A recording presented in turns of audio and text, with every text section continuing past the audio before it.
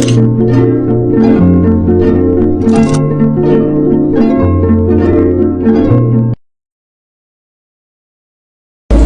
pagi adik-adik. Pagi. Di sini siapa yang ketua kaosnya? Helen. Silakan pimpin doa ya.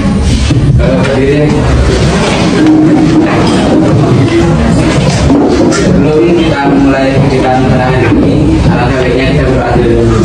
Berdoa menurut agama dan keyakinan masing-masing. Berdoa mulai.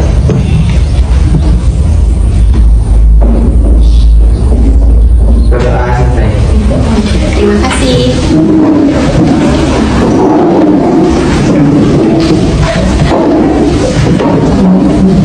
Bagaimana kabar kalian hari ini? Baik. Semuanya baik ya? Apakah ada yang absen? Ada. Berapa orang? Dua. Kenapa? Sakit. Terima kasih. Jadi sebelumnya perkenalkan, nama kakak Ida Ayu Komarika Suksesi, boleh dipanggil Kak Dayu Rika. Kakak merupakan mahasiswa dari program studi bimbingan konseling dari Universitas Pendidikan Ganesha. Salam kenal. Salam kenal.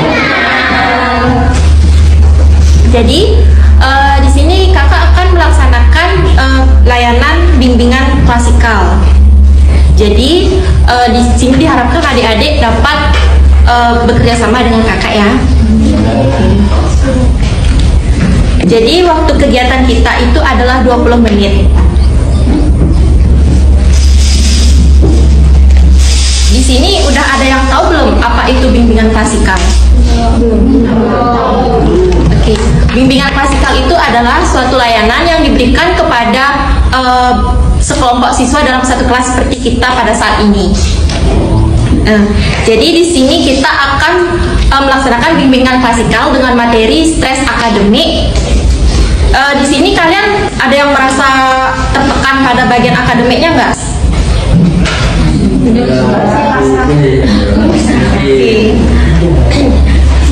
Dari kalian ada yang tahu nggak apa sih itu stres akademik?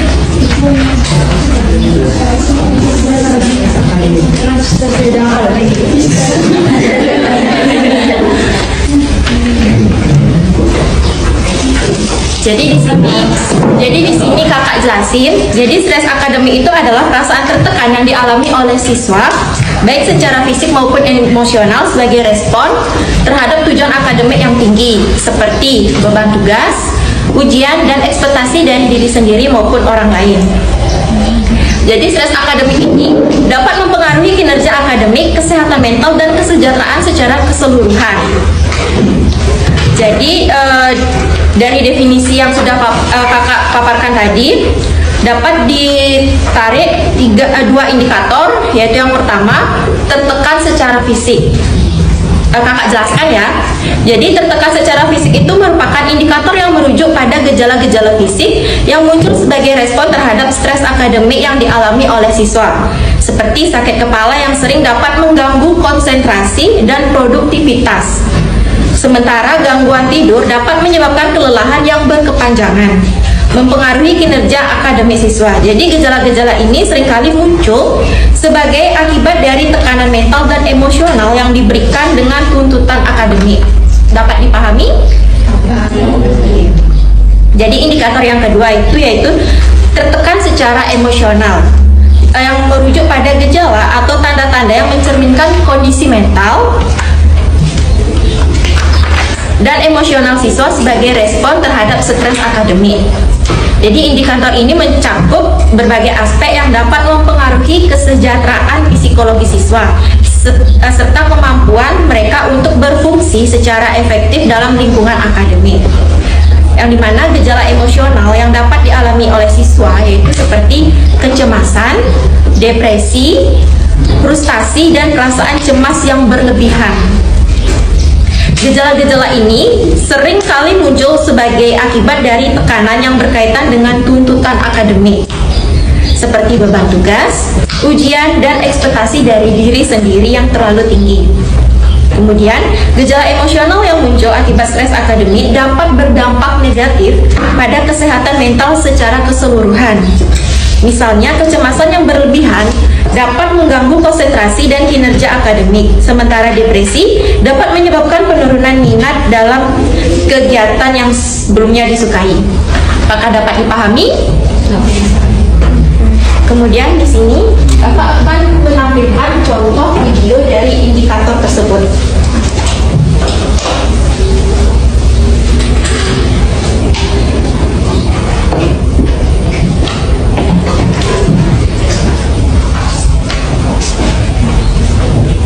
Jadi pada indikator pertama yaitu tertekan secara fisik, dengan di sini indikator di sini videonya ada positif negatif dan ini versi negatifnya.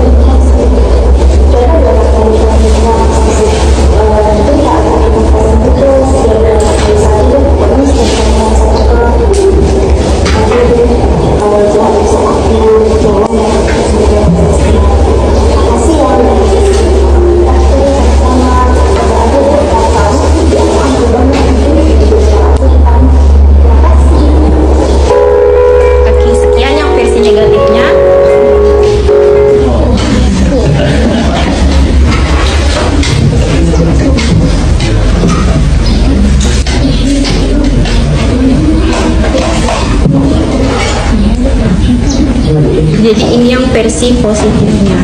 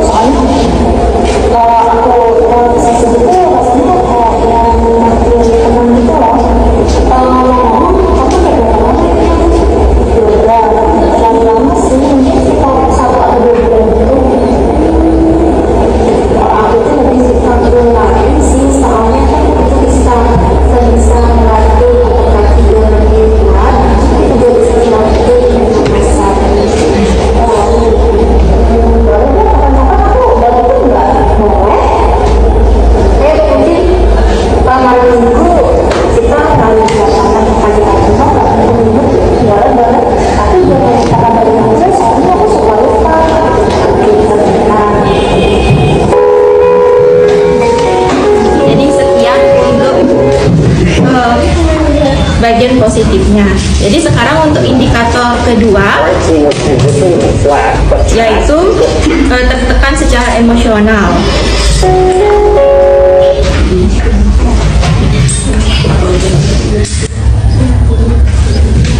Jadi ini untuk bagian negatifnya.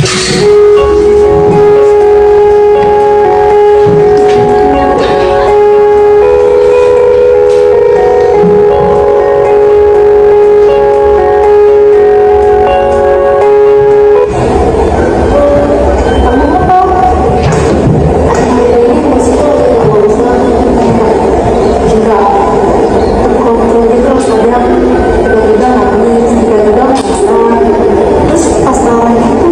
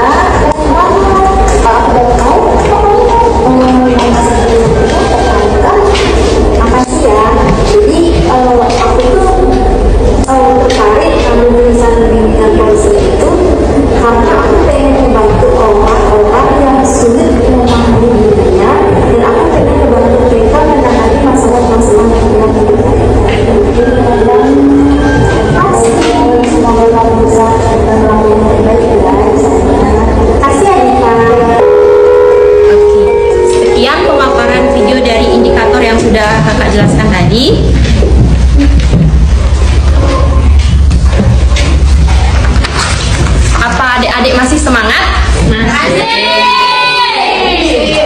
Oke, di sini kakak akan memberikan kalian lembar jawaban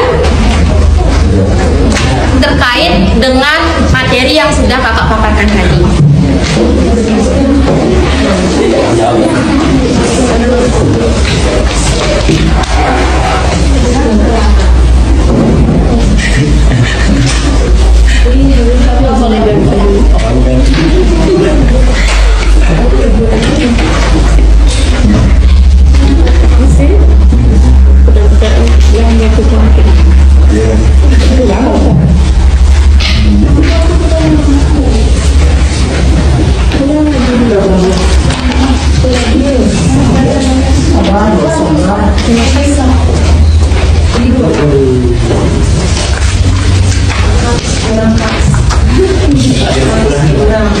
Ke belakang ya.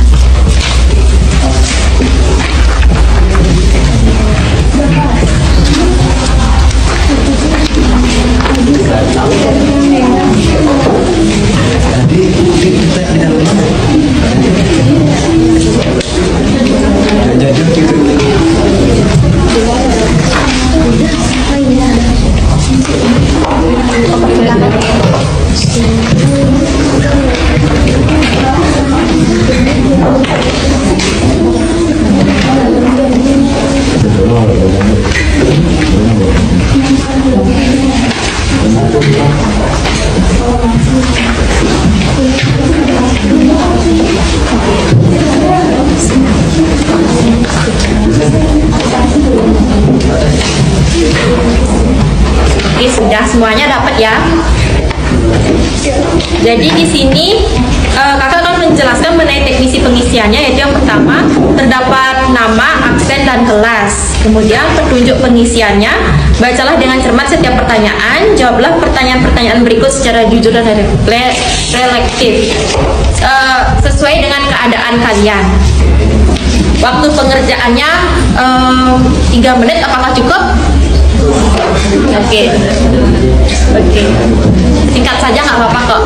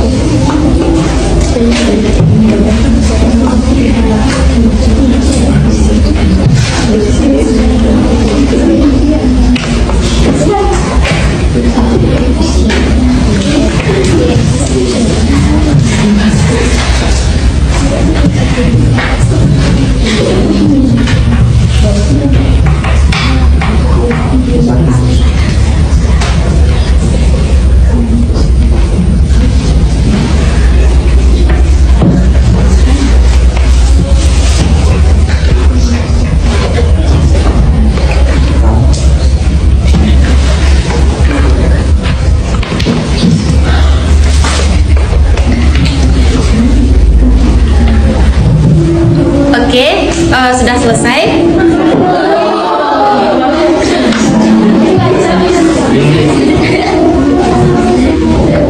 Di sini kita akan melanjutkan dengan pengisian kuesioner ya. Dapat dioper ya, Des. Kata uang.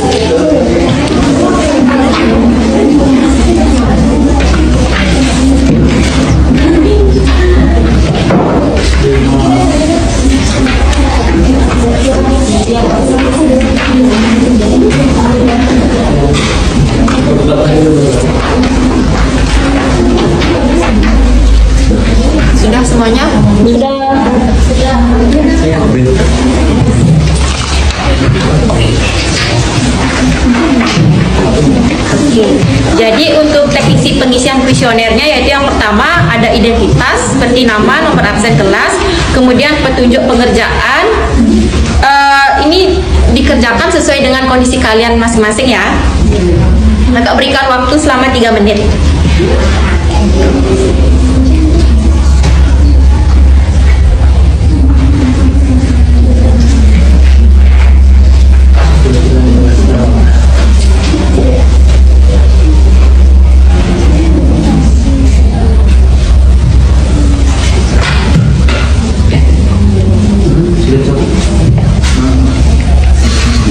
Dapat diakhiri ya. Kemudian kuesionernya dapat dikumpulkan ke depan.